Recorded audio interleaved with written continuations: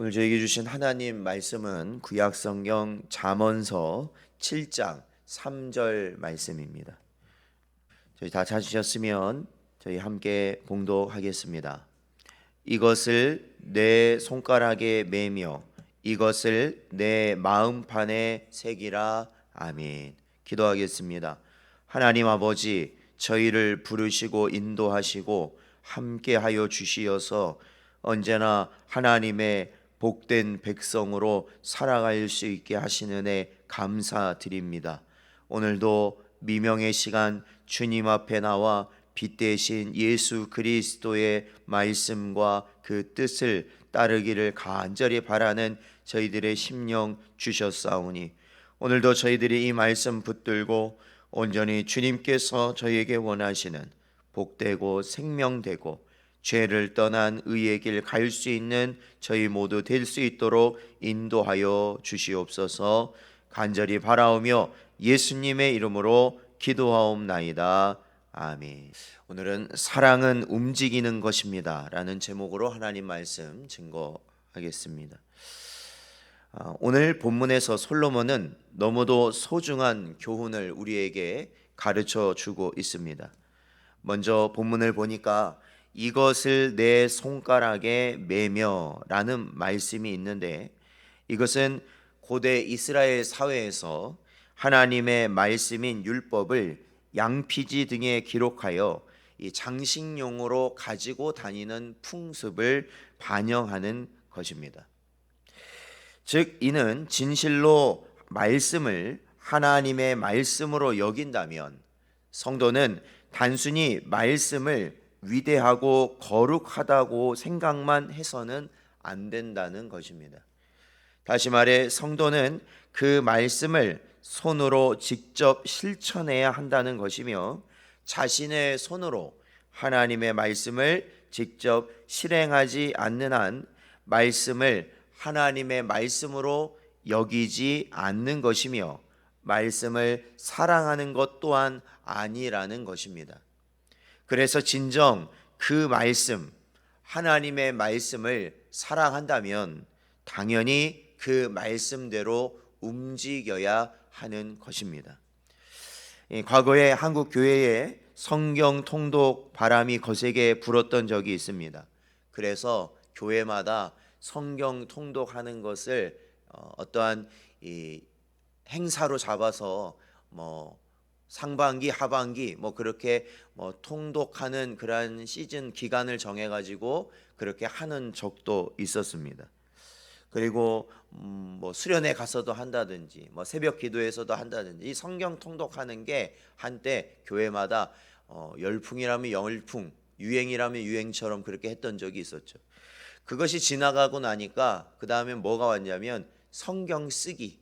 그래서 막 교회마다 또 성경을 쓰는 것에 또 굉장히 또 많은 관심을 두었던 적이 있어요. 그래서 나는 몇 번 썼다, 나는 몇 번 썼다, 이게 다니면서 어떤 자기의 그러한 신앙을 보이는 척도가 되는 그런 모습도 있었습니다.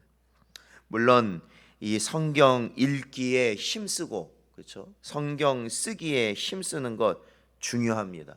그 신앙에 있어서 아주 중요한 방편이죠. 저희에게도 있어서 성경 읽기를 항상 말씀드리는 이유가 거기에 있습니다. 그러나 여러분, 성경을 읽는 이유를 우리는 다시 한번 분명히 기억해야 하는 것이죠. 성경을 읽고 쓰는 것도 중요하지만 사실은 더 중요한, 그렇게 하는 이유와 목적이 분명히 따로 있다는 겁니다. 그것은 오늘 솔로몬이 권하는 것처럼 우리의 손으로 그 말씀을 직접 실천함으로 인하여서 말씀을 우리의 삶을 통해 세상에 드러내 보일 수 있는 삶을 살기 위해서입니다. 그러니까 그 말씀대로 살아가는 것이죠. 우리가 성경을 읽는 것은 우리 자신이 하나님의 말씀이 되어 이 세상에 그 말씀이 보여지도록 하는 중요한 목적과 이유가 있다라는 것입니다. 여러분, 성경은 장식품이 절대 아닙니다. 말씀은 아름다운 필체로 써서 액자에 넣어서 거실에 걸어 둠으로써 이 집 주인이 교인이구나, 교회 다니는 분이구나. 아니면 야, 참 글씨를 아름답게 잘 썼구나. 그렇게 눈여깃거리가 되기 위해서 말씀이 있는 것이 아니라는 겁니다. 또 그것은 단지 읽고 쓰고 이해하는 지적인 대상 혹은 수련이나 수행의 도구가 아니라는 겁니다. 그러니까 불교에서는 수행 중에 하나가 뭐예요? 그 경전을 쓰는 게 수행 아닙니까? 그거 자체가 수행이에요. 돌을 닦는다고 그러잖아요. 그러니까 성경이 그런 게 아니라는 거예요. 뭐 성경을 그렇게 써서 우리가 어떤 경지에 오른다 이런 게 아니라는 것입니다. 말씀은 그 말씀을 믿고 따르는 성도가 그것을 삶 속에서 실천하고, 즉 말씀대로 순종하고 그 말씀이 가르치는 바에 대해 항상 따라갈 때에 그 말씀의 참된 가치가 분명히 드러나게 되는 것입니다. 이와 관련해 사도 바울은 다음과 같이 가르치고 있습니다. 로마서 2장 13절 말씀을 보니까 하나님 앞에서는 율법을 듣는 자가 의인이 아니요 오직 율법을 행하는 자라야 의롭다 하심을 얻을 것이다 라고 사도 바울은 분명히 말씀하고 있습니다. 즉 하나님의 말씀을 우리의 손으로 직접 실천하는 일이 신앙의 정수이며 핵심임을 분명히 가르친 것입니다. 그러므로 성도 여러분, 성도로서 하나님의 말씀을 실천하며 그 말씀의 능력과 권세를 드러내는 삶을 살아가십시오. 그러니까 여러분, 능력 있는 교회, 능력 있는 성도가 누구겠습니까? 여러분, 다른 게 아닙니다. 말씀대로 하면 그 사람이 능력 있는 것입니다. 말씀대로 순종하면 그 교회가 능력 있는 교회가 되는 것입니다. 그게 안 되기 때문에 그 능력이 나타내 보이지 않는 거예요. 여러분, 우리도 그러지 않습니까? 우리 한 사람 한 사람이 하나님께 기도하고 또한 하나님께 구하고 바라는 게 뭐예요? 성령 충만함과 그로 말미암은 이 시대적 우리에게 주시는 그 사명 감당할 수 있게 해달라고 기도하지 않습니까? 그런데 그것은 사실은 굉장히 단순한 거예요. 어떠한 큰 일이 아닙니다. 중요한 것은 지금 당장 하나님의 말씀에 순종하는 것이죠. 예배하라, 예배하는 것이에요. 기도하라, 기도하는 것입니다. 전도해라, 전도하는 것입니다. 이것이 어떠한 결과나 어떠한 상황에, 내 상황에 뭐 이런저런 것을 생각하는 게 중요한 게 아니라 하나님의 말씀을 듣고 그것에 순종하고 따라가는 것이 성령 충만이고 또한 그것이 능력이라는 것입니다.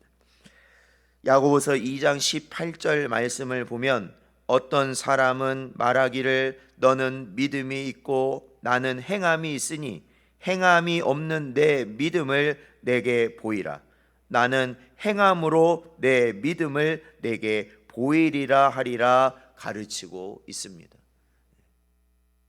우리가 성령 하나님의 충만함을 얻었다면, 그리고 또한 우리의 마음 가운데 주 예수 그리스도께서 함께 하신다면 당연히 우리의 삶 가운데 하나님의 놀라운 능력이 드러날 수밖에 없다라는 것입니다. 사랑하는 성도 여러분, 말씀에 부합하며 말씀의 아름다움과 은혜로움을 드러내는 삶을 살아가시길 바랍니다. 여러분의 삶이 그야말로 말씀의 선전 도구인 복음의 나팔수가 되어 이 마지막 때, 이 힘든 때를 빛과 소금으로 살아가시기를 바랍니다. 저도 이제 이번 주 이 주변을 이제 전도하면서 다녀보니까 여러분, 전도를 하는 사람이 갑입니까? 전도를 받는 사람이 갑입니까? 근데 해보니까요, 전도하는 사람이 갑이고 전도 받는 사람이 을이에요. 왜? 전도하는 사람은 인사를 이렇게 하잖아요. 이렇게 가잖아요. 근데 전도 받는 분들은 도망가세요. 그러니까 전도하는 사람이 갑이고 전도 받는 사람은 을이에요. 그렇잖아요. 우리는 가는데 그분들은 도망가잖아요. 그러니까 야, 이게 보면서 아, 이런 거구나. 예? 전도하니까 갑과 을의 관계가 너무나도 분명해지는 거예요. 예, 우리는 똑바로 보지만 그분들은 눈을 피해요. 그렇잖아요. 그래서 그런 마음이 들었어요. 사랑하는 성도 여러분, 우리에게 주신 이러한 말씀들을 마음에 새기시고 정말로 우리가 주님을 사랑하고 정말로 그 주님의 말씀이 우리에게 가장 귀한 것이고 그 무엇보다도 바꿀 수 없는 것이라면 우리에게 그 주신 사명을 우리가 외면하지 아니하고 오직 성령 하나님의 능력 가운데 순종하며 살아가시는 여러분 되시기를 주의 이름으로 축원드립니다.